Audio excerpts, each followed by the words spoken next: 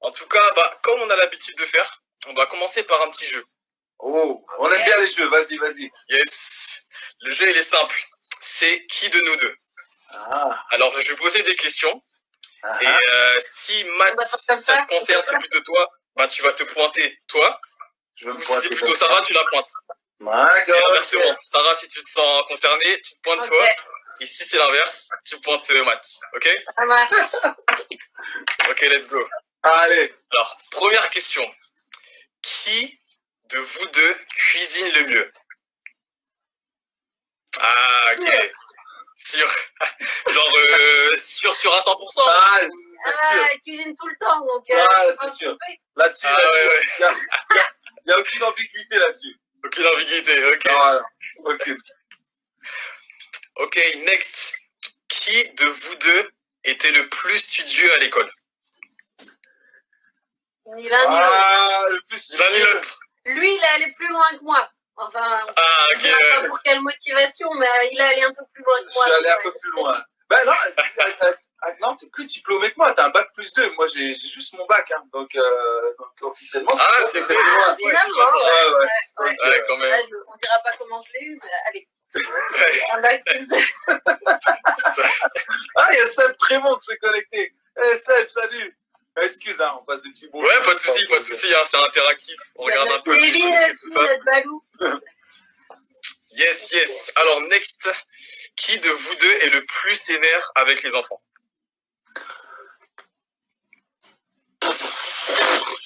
On n'est pas assez sévère. Sévère, des deux. Ça dépend des jours, franchement, ça dépend des jours. Ça dépend, on a tous les deux nos coups de sang, quand même. Mais c'est assez équilibré, hein, là-dessus. Ouais. C'est assez équilibré. C'est assez équilibré. C'est kiff.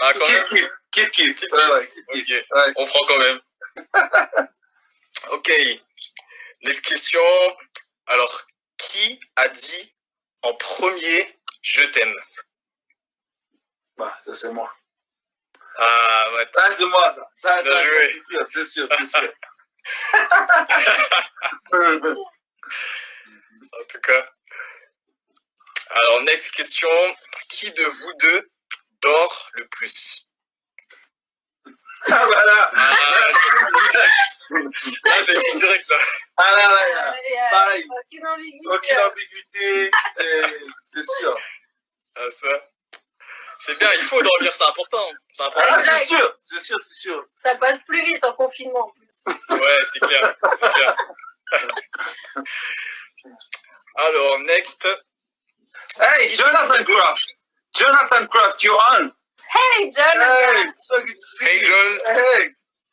Il y a du monde, hein, il y a du monde. Yeah, Jonathan Craft used to be my pastor when I was in Bible school. Yeah. En fait, c'était mon pasteur quand j'étais à l'école biblique. Donc, super. Je suis vraiment surpris de le voir là. Ok. Hey. En tout cas, bienvenue, hein. Welcome to everybody. On parle international maintenant. Pastor Jonathan, welcome. Ok. Alors, next question. Qui de vous deux est le plus râleur? Oh. Ouais, quand même. On avoue, là, on confesse les péchés les uns les autres, c'est ça. Non, c'est toi quand même, chérie. Si, quand même. Ok, la prochaine, elle est intéressante. Emma, préparez-vous. Je vais parler de sexe, Emma, reste en ligne. Qui de vous deux danse le mieux? Ah ouais. Je vais pas vous montrer mon move là, mais c'est moi. Direct. On n'a pas le droit de une petite cet démo homme là. n'a pas du tout le rythme dans la peau, faut le savoir quand même. Mince. Du tout, zéro rythme. Donc non, il danse pas. Non, c'est vrai. Là-dessus, non. C'est chaud. C'est chaud. Allez, vraiment, c'est très vraiment, chaud. vraiment. En plus, ça se voit un tout petit peu sur vos vidéos là, toutes les parties de louange le matin à 20 minutes. Ouais. On voit un peu Sarah bouger, mais toi, c'est vraiment compliqué, quoi. Faut pas croire, heureusement qu'il a une gratte dans les mains. Heureusement. Non, même pas dans la guitare, il a le rythme, je vous le dis, moi. Non, c'est vrai que le rythme, c'est c'est vraiment, même musicalement, ça a toujours été ma faiblesse, le rythme. Ouais. Donc c'est vrai que ceux qui ont l'habitude de jouer avec moi le savent que voilà, il peut y avoir de grandes surprises. Ah, ça. Donc, si vous entendez prochainement un titre de Sinach arriver, joué par Matt Marvan, soyez indulgents. Ouais, Soyez indulgents. Ah, ça. En tout cas. Ah là là. Ok. Alors, il reste encore 2 questions. Vas-y. La prochaine. Qui de vous deux regarde le plus de séries? Non, mais attendez. Ah, c'est toi, Sarah. Non, il y a débat. Il y a débat. Ah, ça va, pas débat. Moi, je regarde pas de séries. Donc, on a regardé une série. Ouais, ok. Ok, je regarde, d'accord. Je regarde. Une série, il y a une saison et 8 épisodes. Donc, si on peut appeler ça une série, tu vois. Ah oui, Je regarde peut-être plus de séries. On va dire ça comme ça. J'en regarde très peu, mais j'en regarde plus que lui. Si c'est ça, comme ça, c'est plus justement dit. Oui. J'en regarde vraiment très peu. Je préfère largement un bon film que de me lancer dans des séries interminables. Je vais jamais au bout d'une série. Mais j'avoue que la série avec Jojo, là, qui vient de tomber, il y a des chances que je passe dessus, quand même. C'est sûr. Ouais. Et Sarah aussi, parce qu'elle l'a toujours trouvé très beau, Michael Jordan. Donc, il y a des chances qu'elle le regarde avec moi. C'est le plus beau. Ah bah oui, Jordan, Si c'est rien que pour ça, je regarde. Là, quoi. Et vous avez une autre série à conseiller ou pas? Genre que vous kiffez en ce moment? Ouais. Oui, on a regardé justement une courte série de 8 épisodes qui s'appelle Khalifa sur Netflix. Ouais, Khalifa, c'est une série suédoise, mais qui est très très intéressante parce que ça parle un petit peu de la méthode de recrutement de Daesh auprès des Européens. Ah ouais. Et non, c'est une belle histoire, mais il y a beaucoup de suspense, c'est très prenant quand même comme histoire. Mais franchement, c'est une bonne série. C'est une bonne série. De ce qu'il y a dans notre pays aussi, donc c'est bien. Ouais. Ok. Great. Bah, merci pour le partage en tout cas. Ouais. Nice. Ok. On va passer à la dernière question du coup. Ok. Alors, qui de vous deux achète le plus de vêtements? Kiff. C'est dur. On n'achète pas beaucoup. Non.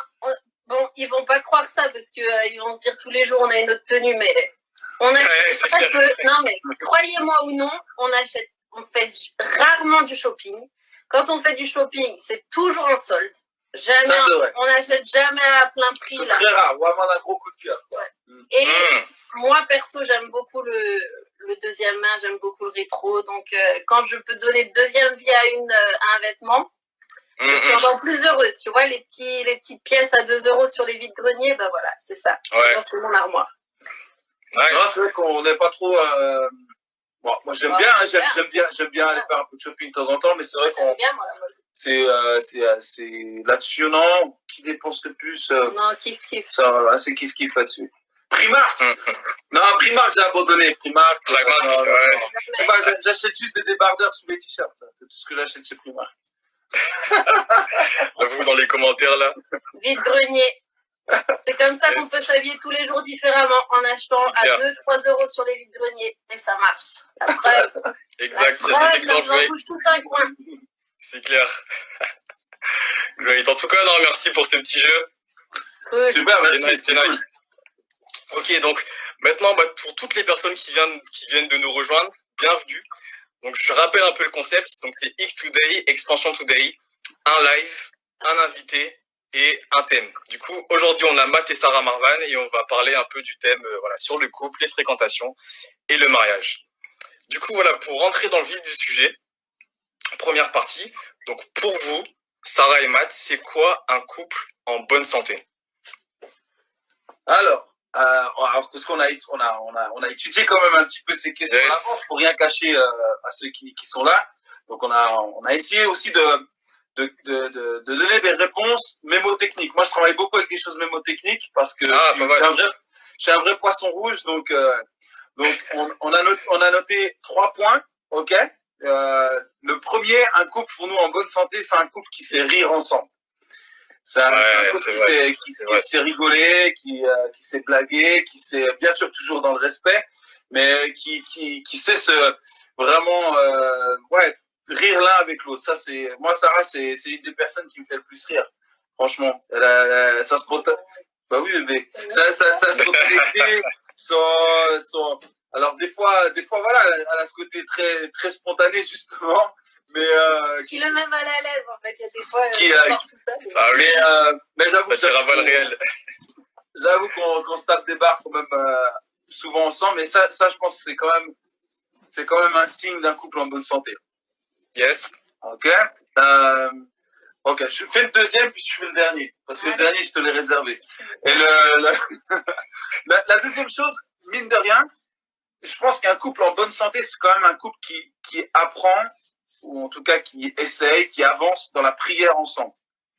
Je dis bien qui avance parce que c'est un défi, ça a été un défi pour nous, ça l'est toujours aujourd'hui parce que à cause du temps, mais pas seulement, mais aussi trouver la bonne méthode pour prier ensemble, on a vécu beaucoup de frustration dans nos débuts de mariage pour essayer de trouver comment prier l'un avec l'autre, l'un pour l'autre. Et puis, mais je pense que c'est quand même la clé quand on prie ensemble, c'est vraiment qu'on choisit de s'unir ensemble, de s'humilier devant Dieu ensemble. Et c'est quand même signe d'une bonne santé. En tout cas, et si la santé n'est pas bonne, c'est signe que ça va devenir quelque chose de bon, ça c'est sûr. Parce qu'on sait que la prière, c'est hyper important. Yes. Et puis, la prière, apparemment, j'ai lu ça dernièrement, il y a quelques temps, que les couples qui prient, écoutez bien, vous qui êtes mariés, et vous qui ne l'êtes pas, vous allez le découvrir plus tard, et ce sera quelque chose dont vous devez prendre note ce soir. Notez le stylo. Les couples qui prient ensemble, il semblerait qu'ils aient de meilleurs rapports sexuels. Ah ben c'est parfait, ça arrive sur le troisième point. Donc, mémotechnique. On rit, on prie, on jouit. D'accord, ok. Numéro 3. Ah, mais on jouit de la vie, hein. On jouit de la vie, de tout. On jouit de tout, non mais bien sûr. Oui, c'est resté général, ouais, bien sûr. Non mais général et au lit, moi je vous le dis. Parce qu'un couple qui ne fait jamais l'amour, il y a un problème. C'est pas un couple en bonne santé. Non, ça c'est sûr. Donc, on rit, on prie et on jouit dans tous les domaines. De la vie, de la famille, du lit, tout. C'est important de retenir ça parce que c'est un gros pourcentage des divorces aujourd'hui. 30% des gens qui divorcent aujourd'hui, c'est lié aux relations sexuelles. C'est lié à ça, aux problèmes de relations sexuelles. Combien de femmes, même, j'ai déjà rencontré, qui ont de réels soucis avec ça, qui ne prennent pas de plaisir, qui ne prennent pas... Et ça, c'est un vrai point pour un mariage épanoui et en bonne santé. Okay. Ça, c'est vraiment très important. Ça, c'est sûr. Un couple qui sait communiquer, donc qui sait rire ensemble, qui sait se dire qui prie et après qui prend beaucoup de plaisir aussi. Le plaisir, ça fait partie aussi de ce que Dieu a Mais c'est pas une fois par mois. Hein. Quand je dis ça, il y a de la cadence, il y a du rythme. Hein. C'est ça, hein, c'est ça dans le cas du mariage, ouais. Ils ne vont plus jamais nous inviter sur le live, là. On s'en fout. Bah, c'est ça, c'est l'authenticité. C'est important d'être transparent, il faut dire les choses, je crois. Oui, c'est important. Je pense que même par rapport à ce que tu disais... Ça fait partie des choses que Dieu a prévues pour l'homme et la femme. Exactement. Oui, la vie avec la femme que tu aimes, prends plaisir. Dieu prend plaisir à toutes ces choses. Bien sûr. Moi, je suis fan. Et c'est la preuve d'un couple en bonne santé, ça c'est sûr. Voilà. Bon, on vous fera pas une petite vidéo de démo, mais... Non. Ah non, là, après, on va couper. Là, je suis plus responsable. Je suis plus responsable. Non, c'est clair, c'est important ce que tu dis, Sarah, et ce que vous dites, parce que on a beaucoup cette notion que dans le cadre du mariage, le sexe, c'est seulement physique, mais non, ça prend aussi le spirituel et également l'âme. Et il y a beaucoup d'études, comme vous dites, qui confirment ça. Mais bien sûr. Et puis on en parlera tout à l'heure, parce que c'est ce qu'on a, à un moment donné, on en parle. Mais le sexe a toute même le premier acte dans le mariage, l'acte sexuel, est toute une signification par rapport à l'alliance avec le sang, etc. C'est quelque chose de spirituel, c'est quelque chose que Dieu a inspiré. Exact, spirituel d'abord. Et là-dedans, il y a aussi vraiment le plaisir de la vie, le plaisir aussi, et c'est la continuité, c'est l'amour qui se manifeste tout simplement. Exact. On vous avait dit que vous aimeriez bien les mémotechniques. C'est clair, là c'est clair qu'on va retenir. Qui rit, qui prie et qui jouit. Voilà, c'est facile. Et puis, femme qui rit, femme dans son lit, ça rime aussi. Donc, comme ça, si tu ris, tu On va faire toutes les expressions là. Ah, mais c'est la vérité. C'est clair. Du coup, ça, on a vraiment bien retenu. Et justement, justement, en tant que jeune, pour les personnes qui sont jeunes et célibataires, en 2020, on est vraiment on peut vivre beaucoup de défis. Beaucoup de défis. On est surexposé aux réseaux sociaux. Donc, on peut vraiment avoir beaucoup de tentations ou d'autres. Et donc, la question que j'avais, c'était est-ce que vous avez des conseils pour bien vivre son célibat en tant que jeune en 2020? Ouais, alors pareil, on a réfléchi sur la question. Encore une fois, on va vous donner 3 points que vous pouvez retenir ou noter. Déjà, je pense que dans toute la vie, et chacun, personne n'est exclu, il y a des saisons. Il y a des saisons, bien sûr, l'enfance, l'adolescence, jeune adulte, adulte. Nous, on s'est mariés tôt. Sarah, elle avait 20 ans, tout juste 20 ans. Moi, j'avais 22 ans. Donc, c'est vrai qu'on a eu voilà, c'était notre timing, c'était comme ça. Aujourd'hui, l'âge du mariage a tendance à reculer davantage. Mais nous, c'était, voilà, notre saison, elle a démarré à ce moment-là. Il y a eu une saison forcément de célibat, mais il y a des saisons dans notre vie. Et Dieu est un Dieu de saison. Et j'aimerais vous le dire, vous qui êtes célibataire aujourd'hui, il y a des saisons et il y a des nouvelles saisons aussi qui arrivent. Et le célibat est une saison. Et ça ne veut pas dire que cette saison sera éternelle, mais il y aura à un moment donné un changement de saison, à moins que vous fassiez partie de ceux les rares qui choisissent de rester dans ce célibat, qui ont reçu ce don du célibat, mais il y en a quand même très très peu, mais il y a une saison quand même qui va s'ouvrir à vous, et c'est la saison forcément du mariage. Mais dans cette saison de célibat, Dieu quand même promet une saison de joie, une saison de paix, une saison d'abondance, une saison en toutes circonstances, la Bible dit, réjouissez-vous. Donc je voulais simplement dire ça, il y a déjà une saison et vous rappelez de ça. Et ensuite, moi j'aimerais dire que dans cette saison, je crois que c'est tout un temps que Dieu nous donne pour une préparation. Après la saison, il y a la préparation. Et c'est vraiment le conseil que j'aime donner quand des jeunes filles plutôt souvent me demandent. Je les encourage vraiment à se préparer elles-mêmes personnellement déjà, à savoir qui elles sont et qui vous êtes en Christ. Parce que c'est une chose de vouloir se marier, c'est une chose, mais c'en est une autre de venir dans un mariage en bonne santé. Et la préparation dans le célibat et ce temps que Dieu te donne, j'ai envie de te dire que c'est vraiment un temps que Dieu vous donne en fait pour vous préparer, parce que venir dans le mariage avec ses problèmes ne sera vraiment pas une bonne chose. Par contre, venir en bonne santé personnellement, être quelqu'un d'épanoui déjà soi-même, va apporter vraiment du plus à ton mariage plutôt que l'inverse. Parce que venir pas préparé ou venir en fait chercher à se marier pour être heureux ou chercher le conjoint pour être heureux, c'est pas du tout une solution. Je crois que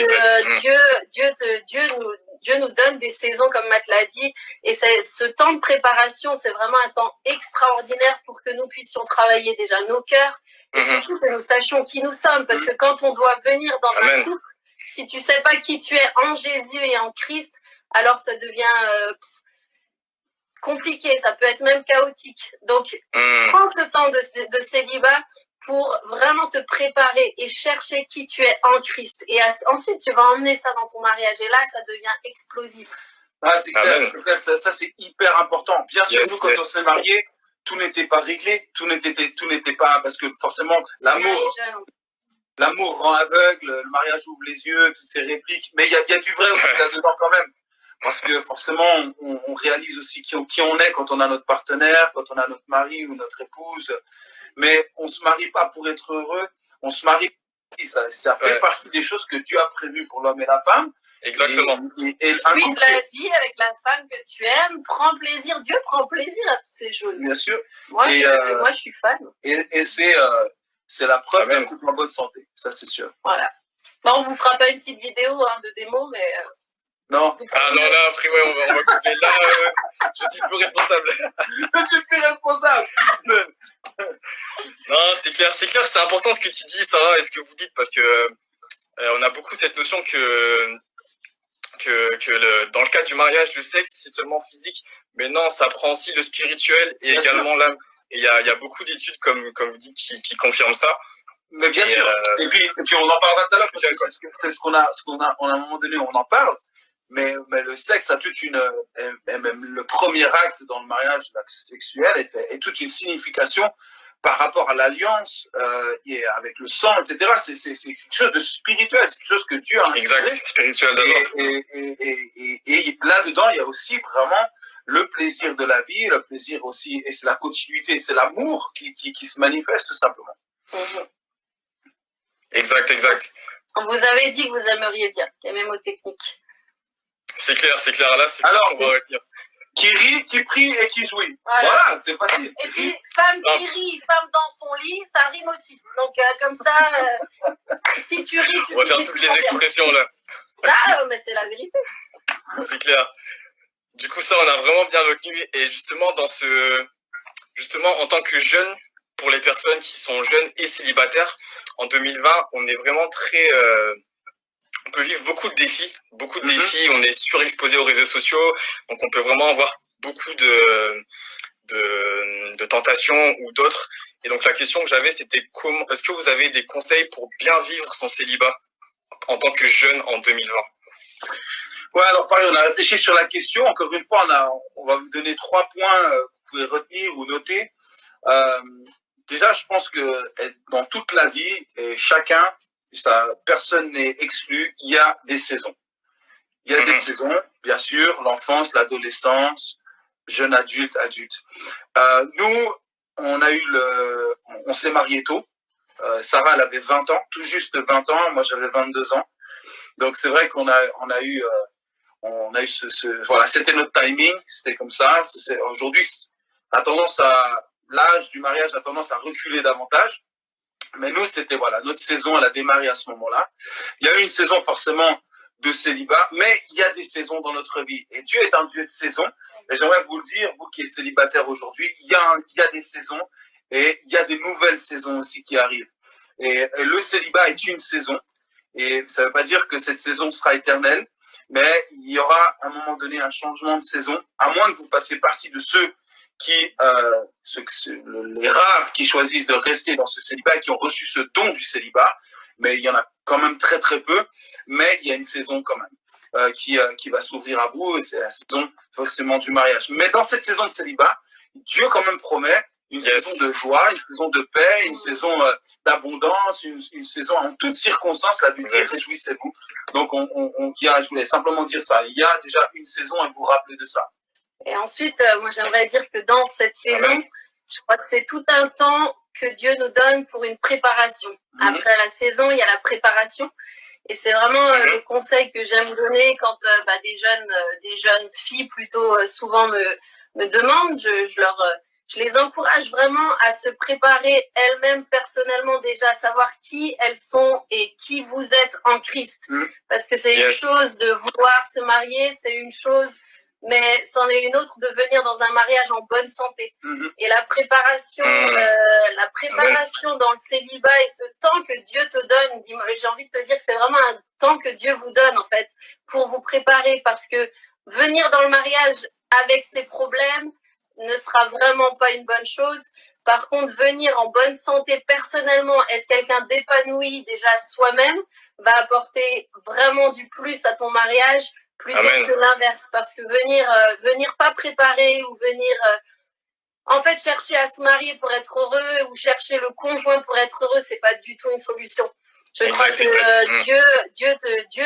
Dieu nous donne des saisons, comme Matt l'a dit, et ce temps de préparation, c'est vraiment un temps extraordinaire pour que nous puissions travailler déjà nos cœurs et surtout que nous sachions qui nous sommes. Parce que quand on doit venir dans un couple, si tu sais pas qui tu es en Jésus et en Christ, alors ça devient compliqué, ça peut être même chaotique. Donc, prends ce temps de célibat pour vraiment te préparer et chercher qui tu es en Christ. Et ensuite, tu vas emmener ça dans ton mariage. Et là, ça devient explosif. Ah, c'est clair, ça c'est hyper important. Bien sûr, nous, quand on s'est mariés, tout n'était pas réglé, tout n'était pas... Parce que forcément, l'amour rend aveugle, le mariage ouvre les yeux, toutes ces répliques. Mais il y a du vrai aussi là-dedans quand même. parce que forcément, on réalise aussi qui on est quand on a notre partenaire, quand on a notre mari ou notre épouse. Mais on se marie pas pour être heureux, on se marie. Cette fois, il me voit pas. Vous avez changé d'endroit. On sait pas si ça vient de nous, on sait pas, donc on s'est dit on va quand même changer d'endroit. Ok. Ouais, là c'est beaucoup mieux là. Ok. Il y a quelqu'un qui dit le Corona Wi-Fi. Ouais, ça doit être ça. Ouais, c'est bon, le Corona Wi-Fi. Ok, juste que vous sachiez quand même que Sarah n'est pas aussi grande que ça, c'est juste qu'elle est sur un tabouret. Hein. Ok, c'est juste quand même. Mais ça serait pas secret, moi. Attends, on va essayer. Attends, je vais vite me décompenser parce que là, moi, j'arrive pas, je suis trop basse. Aïe, ça c'est mon pied par contre. Attends, mais tu es sûr que ça va pas? Mais si je me mets debout, là, voilà. Ah oui, non, debout ça va pas. Ah oui, ouais. Ok. Bon, bah désolé, apparemment ça venait quand même peut-être de nous le problème. Ouais, c'est ça. Ok, direct. Hein. Juste le temps qu'elle arrive, juste pour récapituler pour ceux qui nous rejoignent. En fait, on parlait d'un conseil par rapport aux gens qui sont dans le célibat aujourd'hui. Et on voulait simplement rappeler nos 3 points qu'on avait donnés, enfin nos 2 premiers, puis je vais enchaîner avec le 3e. C'est qu'il y a une saison pour toute chose, et dans la parole, on le voit, il y a des saisons, mais dans toute saison, Dieu nous demande quand même, et il fait en sorte que nous puissions nous réjouir, ok? Donc c'est important de développer vraiment cette relation avec lui dans toute saison, et trouver la joie dans toute saison. La deuxième chose, c'est qu'il y a une préparation. Et le célibat est un temps de préparation pour le mariage. Et ce temps de préparation est aussi important. Pourquoi? Parce qu'on ne se marie pas pour devenir heureux. On se marie parce qu'on est heureux et parce qu'on veut rendre l'autre heureux. Donc ça, c'était vraiment le 2e point. Et puis le 3e point, moi, j'aimerais juste rappeler que le temps de célibat, c'est un temps aussi pour l'action. Ok, donc une saison de préparation et action. Pourquoi? Parce que le célibat, faut dire ce qui est, c'est le moment où vous avez le plus de temps dans votre vie en fait. C'est le moment où vous aurez le plus de temps. Pourquoi? Parce que concrètement, vous avez que vous et votre personne à vous occuper. Et c'est un temps privilégié aussi. C'est un temps magnifique que Dieu nous donne, où on peut s'engager dans tellement de choses. On peut s'engager, bien sûr, dans l'église, on peut s'engager dans des relations aussi amicales, dans des associations. On a du temps vraiment plus que... On n'en aura jamais, en fait. On en rêverait. Hein. Et, t'aimerais redevenir célibataire? Non, mais d'accord. Moi, je... Non, mais c'est une réalité. C'est que quand tu commences à avoir tes enfants, quand tu commences à... Ça devient... le temps est compté, le temps est précieux. Donc...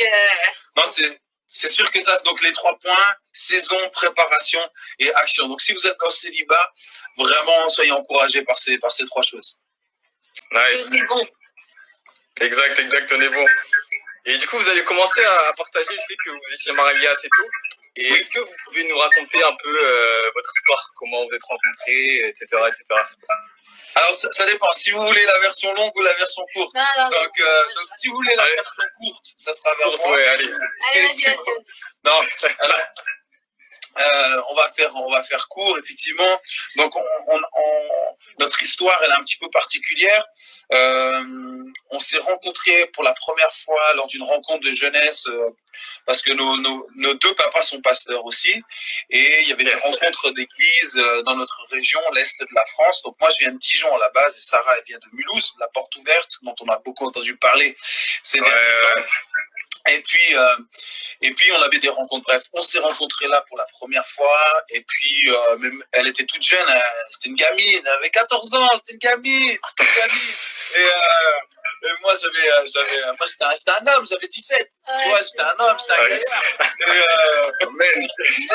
C'était une omelette. Et je faisais 20 à 25 kilos de moins, ça c'est sûr. Et puis donc, on s'est recroisés comme ça quelques fois dans les années qui ont suivi. Mais à un moment donné, donc moi, quand j'ai eu 20 ans, je suis parti en école biblique en Angleterre. Et Sarah est partie en tant qu'interne dans une église, donc au service d'une église pendant 1 an en Irlande du Nord. Et puis juste avant qu'on parte l'un et l'autre de notre côté, en fait, on s'est croisés l'été avant. Et puis voilà, on a fait un peu plus ample connaissance, mais sans pour autant aller plus loin dans la relation. Mais moi, dans mon cœur, je commençais vraiment à sentir que voilà, j'étais attiré par elle. Il y a quelque chose qui me poussait à vouloir développer cette relation. Et puis, je lui ai fait comprendre que dans mon break au mois de mars, dans mon année scolaire, dans mon année d'études publiques, j'aimerais bien lui rendre visite et visiter l'Irlande, quoi. Et donc, à quoi je lui ai répondu qu'il pouvait venir si c'était pour voir le paysage, mais s'il avait des intentions derrière la tête, il pouvait rester chez lui. Donc voilà, Sarah, c'était cash, hein. Ouais, grave. Et puis, moi, je lui ai répondu cash. J'ai dit, écoute, pas de souci, je prends mes billets, j'arrive. Et puis, ça m'a plu. Et donc du coup, j'ai pris mes billets. Et puis, on s'est vu en Irlande. Et moi, pendant tous ces mois, il y a eu vraiment un cheminement dans mon cœur. Et puis, je sentais vraiment que c'était la bonne direction. J'avais l'approbation de Dieu. Et puis, effectivement, en mars, on a eu l'occasion de discuter un petit peu, de partager. Et puis là, vraiment, on s'est rapprochés. Notre relation s'est construite à partir de là, quoi. Et donc voilà. Et on a ça, j'appuie, parce qu'on avait, à l'époque, déjà, c'était le début des emails. Non, mais quand même, pour vous dire, on est vieux, en fait. Ah ouais, quand même. Non, mais c'est vrai. Vous êtes des anciens. Non, mais quand on me le raconte, tu te rends compte, ça, c'était le début des emails.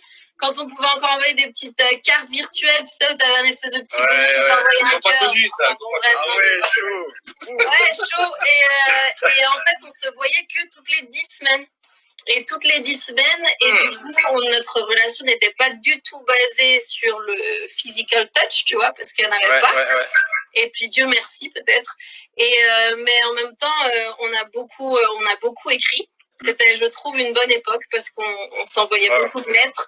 Et ça permet aussi de poser et puis surtout de poser des fondements qui peut-être sont un peu plus profond que ce qu'on ferait quand on se côtoie tous les jours ou qu'on se voit tous les jours. Moi, je suis pas pour les relations qui se voient trop, qui font tout comme un couple, un petit couple, alors qu'ils sont même pas encore fiancés ni rien. Non, je pense qu'il y a une étape pour tout. Il y a quelqu'un qui dit MSN, même pas. Si, en fait, c'était le tout début. Si, je me souviens, c'était le tout début des MSN, Seb. Le tout début des MSN. Mais on découvrait le truc, c'est un truc de malade. Je me souviens. Unis, tout ça, là. Exactement. Moi, j'avais pas de portable encore, hein. J'avais jamais eu un portable. Non, c'était de la folie. C'est vrai que c'était. Et puis donc, on a démarré cette relation en mars. Et moi, je suis reparti à l'école publique, donc pendant deux mois et demi. Et puis, on s'est retrouvés. Moi, je suis reparti à l'école biblique en Angleterre pendant 1 an. Et c'est là qu'on se voyait toutes les 10 semaines seulement. Et donc, on communiquait beaucoup par téléphone et par courrier. En fait, c'était comme ça. Et puis après, rapidement, on s'est fiancés, on s'est mariés quand je suis rentré. Et voilà, pour faire court. Yes, waouh. Donc, vous avez vécu, hein. Bande de yeux, mais je vous interdis de nous insulter. Je vous interdis ça. Il y en a qui vous quittez ce live si vous nous traitez yeux. Mademoiselle O'Haro, là. Mademoiselle. Ah, ça, mais... Va te laver les cheveux au lieu de me juger. Ça, c'est les plus belles jokes, là. En tout cas, comme Israël dit, les termes sont dits, là. En tout cas, non, c'est top. Et du coup, pour découler sur ça, pour la dernière partie, est-ce que vous aurez des moyens concrets pour choisir la bonne personne?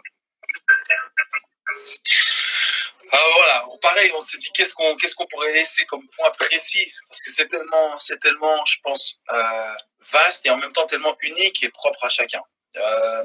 Maintenant, exact. Je vais juste rappeler quand même on a pris 3 points. La première chose quand même, c'est que pour envisager la vie avec quelqu'un, il faut quand même qu'il y ait une attirance. C'est le premier point. Il doit y avoir une attirance l'un à l'autre. On peut pas. Si tu dois mettre un sac poubelle sur ta tête ou éteindre la lumière à chaque fois que tu rentres dans la chambre, c'est mort. Là, tu vas pas pouvoir faire le 3e point de la première question. Il n'y a pas de jouissance possible s'il est moche. Faut que ce soit lié. Non, c'est sûr. C'est sûr qu'il y a une attirance forcément qui est là, bien sûr qui est qui est charnel au début.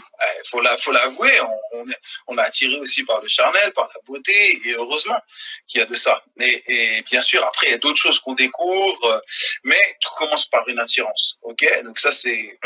Faut pas négliger ça. Faut pas avoir peur d'être attiré. C'est important.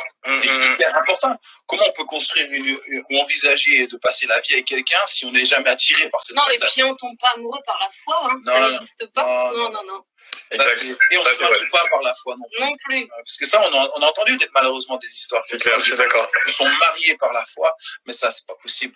Ils se trouvent pas beaux et il n'y a rien qui les attire et ils se marient par la foi. Ils s'entendent pas. C'est des conneries. Non, ça, ok. Donc l'attirance. Ensuite, le deuxième point, c'est, tu vas en parler, c'est la patience. Non, je sens la part pique là. Non, je sens la petite pique. Moi, je parle que de ce que je vis. Et la patience, je le vis pas. Donc, au moins, c'est clair. La patience, c'est vrai que c'est hyper important. Pourquoi? Parce que construire une relation prend du temps. Si on veut que les choses soient faites d'une manière solide, il faut aussi accepter le temps et prendre le temps pour construire les choses correctement. Donc, pas précipiter non plus les choses, mais prendre son temps. Alors après, il y en a des fois qui prennent trop de temps. Donc, il faut aussi quand même être mesuré.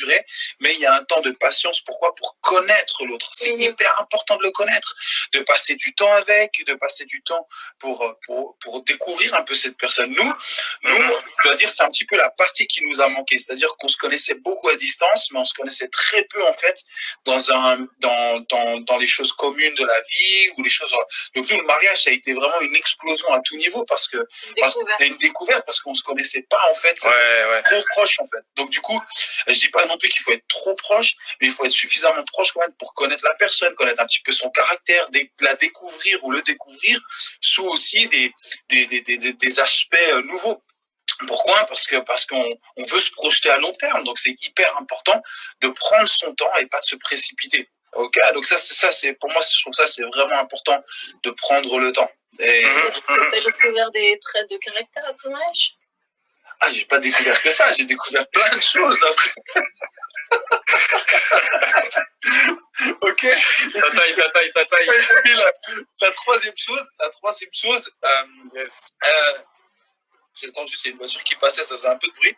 La troisième chose, c'est par rapport à l'alliance. Ça, c'est hyper important. Le mariage, n'oubliez pas, c'est une alliance.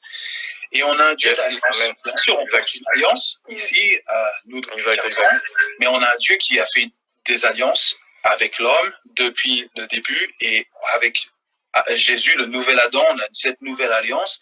On a un Dieu de promesses. Et donc, il y a du sérieux derrière tout ça. Donc, ça demande de pouvoir, comme la Bible dit, de pouvoir prendre le temps de réfléchir, de s'asseoir, de mesurer, de bien concevoir ce que ça représente. Pourquoi? Parce que on va faire une promesse normalement qui doit tenir jusqu'au bout. C'est le meilleur pour le pire. Donc c'est exactement. Aujourd'hui, quand le pire arrive, on fait ses valises et on s'en va. Mais c'est pas l'alliance biblique qui nous est enseignée. Donc ça, c'est important de mesurer ça. C'est pas un acte à la légère. C'est une alliance d'abord qu'on prend devant Dieu. Amen. Et bien sûr, qui est symbolisée de manière magnifique le jour du mariage quand les deux sont vierges. En tout cas, il y a vraiment cette alliance qui est marquée par le sang du premier acte, où Dieu là dit: je suis encore là au milieu de vous, je marque de mon sceau cette alliance et vous faites une seule chair à partir de là. Et ça, c'est extraordinaire. Donc, c'est puissant. Le mariage, c'est extraordinaire.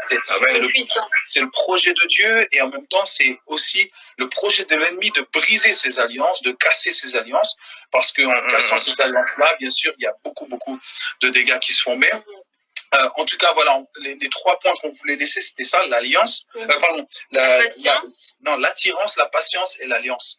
L'attirance, la patience et l'alliance. Donc ça, c'est vraiment les 3 choses peut-être, en tout cas, auxquelles on a pensé là comme ça pour vous laisser ce soir. Il y en aurait bien sûr d'autres, mais pour choisir la bonne personne, prenez le temps de réfléchir sur ces 3 choses. Quoi. Donc, est-ce que vous êtes attirés et est-ce que vous êtes prêts à... Est-ce que vous regardez dans la même direction? Est-ce que votre... Alors, il y a l'attirance physique, ça c'est un point important. Mais moi, j'aimerais préciser... Attends, tu me caches trop avec tes gros muscles. Ah, pardon. Mais il y a quand même... Il est trop bœuf. Là, il est trop, là, c'est trop. Et du coup, il y a l'attirance physique, mais je crois quand même qu'il y a... En tout cas, moi, il y a une chose qui m'a toujours plu et que j'ai toujours recherché chez mon futur mari, c'était vraiment un passionné pour Jésus. Et il y a une attirance spirituelle. Ça, c'est sûr. Il doit y avoir une attraction spirituelle. Il doit y avoir quelque chose chez l'autre qui te donne envie de dire, mais je veux construire avec une personne comme ça. J'ai envie d'aller... Et de créer un chemin et d'écrire une histoire. Parce qu'on écrit tous une histoire. Et le conjoint avec qui tu vas choisir de l'écrire va prendre une grande partie dans cette histoire. S'il ne regarde pas dans la même direction que toi, s'il n'y a pas cette attirance dans les mêmes choses pour Dieu, alors ça peut vite être compliqué. Et ça, c'est un domaine chez Matt que j'ai toujours aimé. Et c'est avant de connaître Matt, en fait, je priais toujours pour avoir quelqu'un qui aime Jésus passionnément, qui aime le louer. Et voilà, et après Dieu répond aussi aux désirs de nos cœurs, mais je crois que dans les critères d'attirance ou dans les critères que l'on énumère, parce que Dieu est un Dieu précis, mes amis, et il faut que vous puissiez demander précisément les choses. Moi, j'ai toujours demandé un grand, j'ai toujours demandé un sportif, j'ai toujours demandé un musicien, mais oui, mais soyez précis, votre Père qui est dans le ciel veut vous donner des bonnes choses. Il ne va pas vous donner un caillou à manger, il ne va pas vous donner quelque chose qui ne vous plaira pas.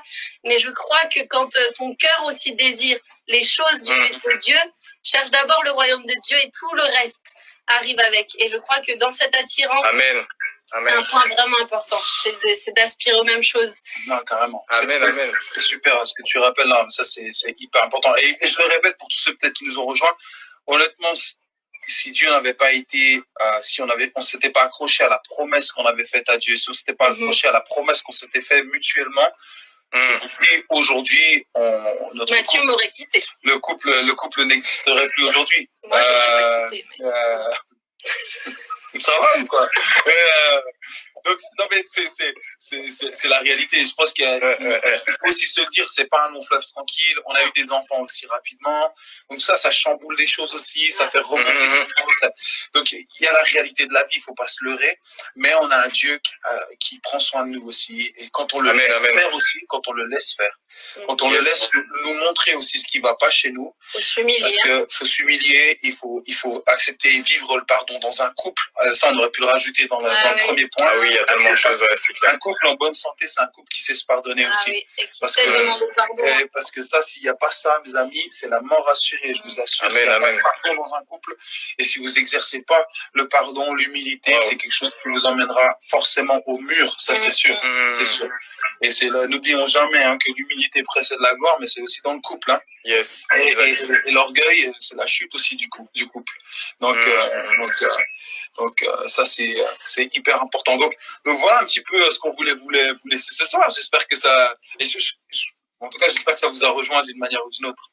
Amen, franchement, vraiment, merci pour ces points très précis et super pédagogue en fait, qu'on retient super facilement. Et non, franchement, Sarah, ce que tu dis, ça me fait penser aussi au côté fais de l'éternel tes délices et il te donnera ce que ton cœur désire. Donc ça rejoint vraiment cette partie-là. Et je sais qu'il y a plusieurs internautes qui nous ont partagé des questions. Du coup, on va dire à peu près 5 minutes pour en balayer quelques-unes.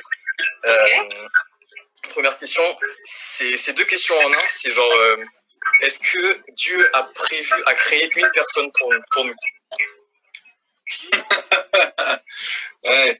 Ça c'est sûr qu'on n'est pas appelé à être polygame, ça c'est sûr. Amen. C'est bon. Mais oui, il y a une personne, ça c'est sûr. Maintenant, la personne. Il y a maintenant ce qui aussi à un moment donné, Dieu compose aussi avec les choix des hommes.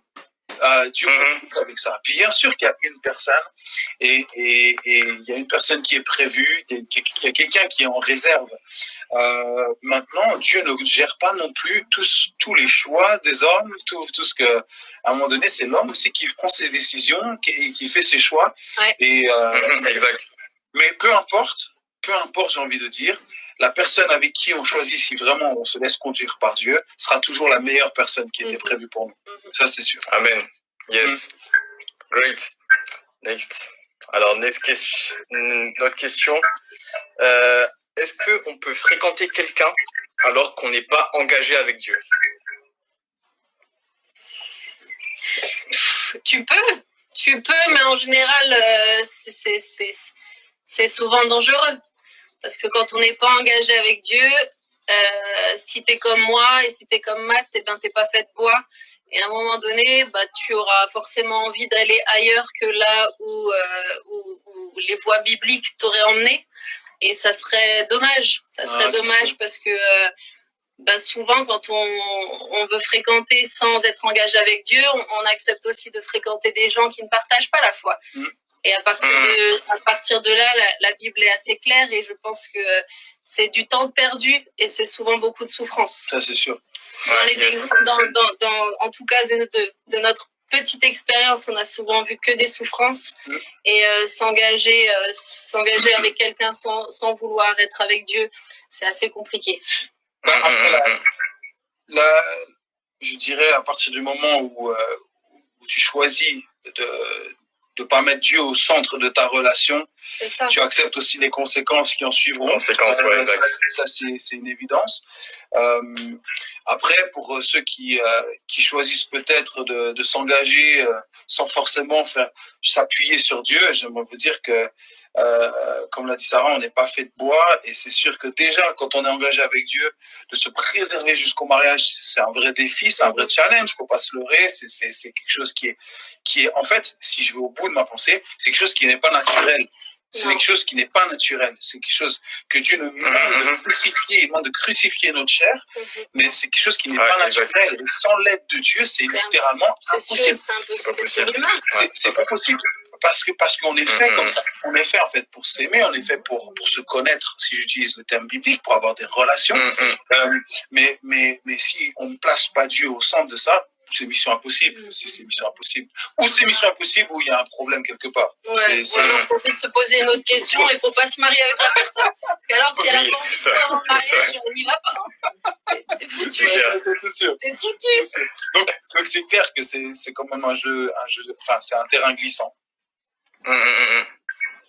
Nice. Et souvent, excuse-moi, mais les gens qui pensent à ça, c'est parce que dans leur tête, ils ont déjà quelqu'un en vue et ils ont envie de se mettre avec cette personne et se disent mais est-ce que je peux quand même? Donc qui n'ont pas réellement envie de vivre ce que la Bible nous dit. Mais c'est possible. Tout est possible. Tout est envisageable. Et tout est permis, mais tout n'est pas utile. Tout n'est pas utile, exactement. Yes. Ok. Exactement. Alors, j'avais une autre question. Est-ce que vous aurez des conseils à donner pour les relations ou les mariages entre protestants et catholiques?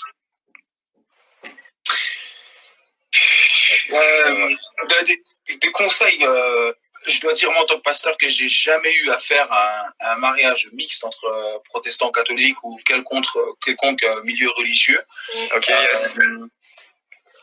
Effectivement, j'ai pas de grands conseils à donner là-dessus, mais Sarah en a parlé un petit peu. Quand même, le plus important, c'est d'avoir la même vision de la vie. C'est ça. C'est vraiment de savoir où on va ensemble. Ça, et de remettre la Bible au cœur de notre foyer, Christ au cœur de notre foyer. Christ doit être le centre de tout. C'est ça. Quand il est le centre de tout, ça fonctionne. Non, ça c'est sûr. Donc, après avoir plus de conseils, je dirais que, en tout cas, je préfère me réserver là-dessus, puisque j'ai pas eu à faire, en tout cas, des cas comme ça pour le moment. Yes. Alright. Je pense qu'on va prendre encore une dernière question, vu le temps qu'il nous reste. Ouais. Alors, on me dit, qu'est-ce que la Bible dit pour celles et ceux qui ne veulent pas se marier? Est-ce que c'est une mauvaise décision ou pas? Non, c'est un super don. Si tu l'as reçu. C'est un don. C'est un don par contre. C'est un don. C'est pas quelque chose qui est donné à tout le monde. C'est quelque chose que tu as reçu. Après, moi j'en connais. Je connais des gens qui ont fait le choix de pas se marier. Je connais même un pasteur extraordinaire en Angleterre qui s'appelle Mike Pilavacci, qui est un homme incroyable. qui a conduit un mouvement de jeunesse qui s'appelle Soul Survivor, c'est des milliers de jeunes depuis des années qui se donnent à Jésus. C'est incroyable. Ça a été le pasteur de Matredman, de Team Youth, ce gars-là. Okay. Et lui a fait le don de célibat. Mais alors il travaille, hein. Oh là là, alors lui son célibat il est rempli. Lui il a fait choix aussi de ça, enfin en tout cas ce don il l'a pris, il l'a épousé, clairement il l'a épousé et il s'est dit ma vie elle est pleinement 100% consacrée. Non, il était aussi préparé, prédisposé à ça. Ce n'est pas le cas de tous. Donc après, si une personne sent dans son cœur qu'elle est prête, et le célibat ne va pas la faire souffrir, elle sent dans son cœur que c'est la direction qu'elle doit prendre, merci Seigneur. C'est un don précieux. Le plus important, c'est d'être à sa place et de savoir là où Dieu nous veut. Yes, amen. Et c'est là qu'on va trouver l'épanouissement, c'est là qu'on va faire aussi avancer le royaume, c'est ça. Amen. Great. Yes. Ouais, je pense que notre live est sur sa fin là. En tout cas, franchement, Matt et Sarah, merci. De rien. Franchement, j'ai passé un super temps. C'est vraiment réciproque de vous recevoir et réciproque. Vraiment, pour tous ceux qui nous ont suivis, allez les suivre. Matt Marvan, Sarah Marvan, ils sont sur les réseaux. Et vraiment, notre live va continuer donc mercredi. Donc ce live d'ailleurs, oui, il sera disponible pendant 24 heures et on le mettra aussi sur YouTube. Du coup, n'hésitez pas à rester connectés sur la page Expansion, sur la page ELM. Et franchement, merci à tous pour vos questions et encore merci, un grand merci à vous. Merci. Et bonjour à tout le monde à Lille. Aux gens qu'on connaît sur l'île. Gros bisous à tous. Ouais, on a hâte de pouvoir vous resserrer dans nos bras. On vous fait des gros bisous. Grave. Et puis vraiment, en tout cas, soyez bénis dans tout ce que vous faites. Juste pour dire que tous les matins, sur YouTube, sur ma chaîne YouTube, vous avez 20 minutes de louange qu'on vous propose tous les matins. Donc à partir de 8h30, la vidéo est postée. Vous pouvez aller là découvrir. On est au jour, demain ce sera le jour 35, ça sera le 35e épisode. Ouais, franchement, tous les jours des nouveaux jours. Bravo la production. Tous les jours. Donc utilisez, c'est pour vous en tout cas, c'est de la ressource qui est pour vous. Soyez vraiment bénis. On vous aime. On aime amen, amen. Yes, on vous aime. Ciao. Ciao. Ciao mon Seb. Ciao.